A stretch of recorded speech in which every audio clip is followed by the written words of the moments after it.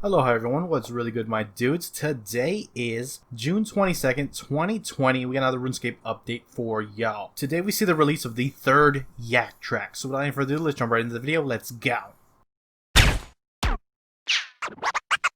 Yaks is the illest. What you talking about, Willis?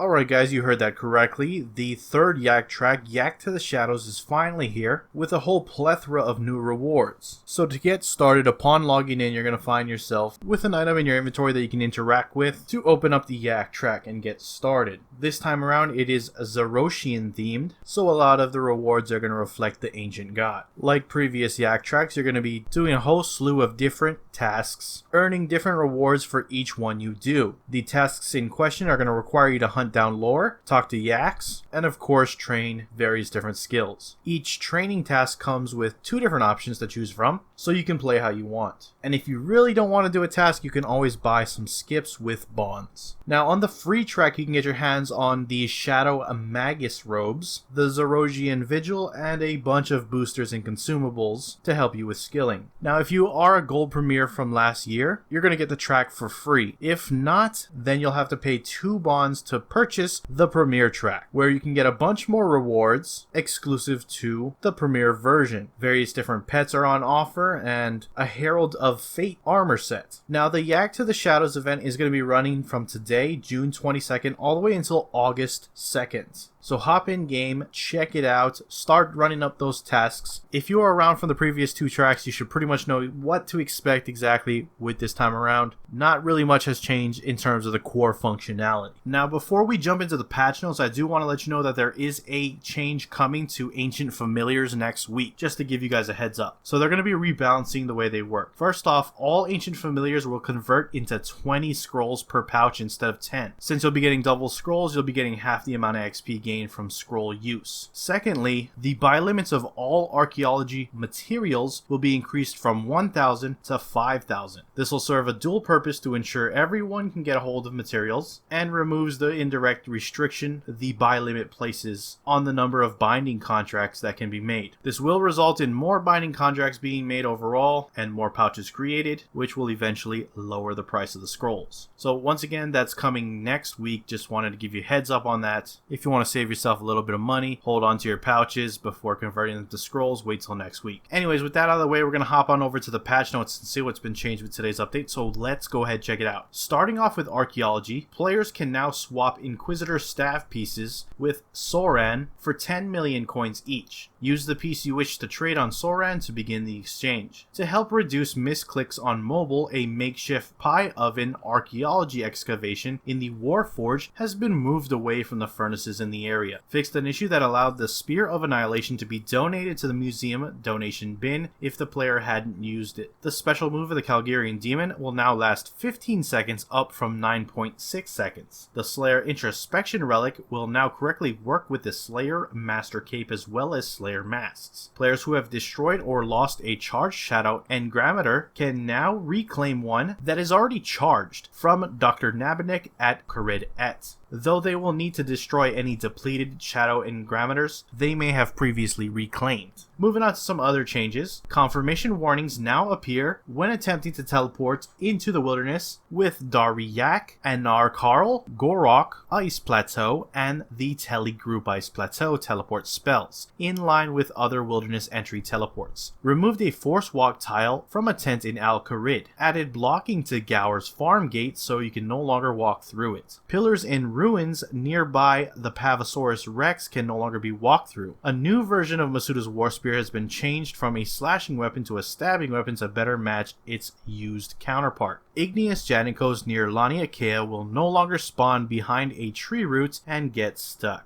Moving on to some other fixes, they resolved an issue that was causing players' clients to crash and displaying the error, one or more arguments are invalid. Users may still experience this error or another error, since this is a separate issue and will be fixed in an upcoming client update. Fixed an issue that prevented players from changing their login screen background. Fixed an issue that was preventing the currency pouch from reopening on login if the player had the pouch open before logging out. Fixed hype map issue between Ardoin Monastery and Tower Life. Fixed graphical issues with manhole near Varrock. Fixed sunken tile in the underground pass area. Fixed an issue that would prevent players from ending dungeoneering floors from some tiles near the dungeon end gate. Fixed an issue with the offhand Drygor longsword blood that was causing the item to appear pink rather than red. And finally fixed the size of the monocle worn by Aubrey. That is it for your patch notes. Links to everything discussed in this video will be down in the description below. Head on over there to check it out. With that, I'm going to wrap up the video. If you enjoyed it, hit that like button. If you're not subscribed yet and you want to stay up to date on all things RuneScape related, then hit that subscribe button. Anyways, I appreciate you watching. I am out. Aloha.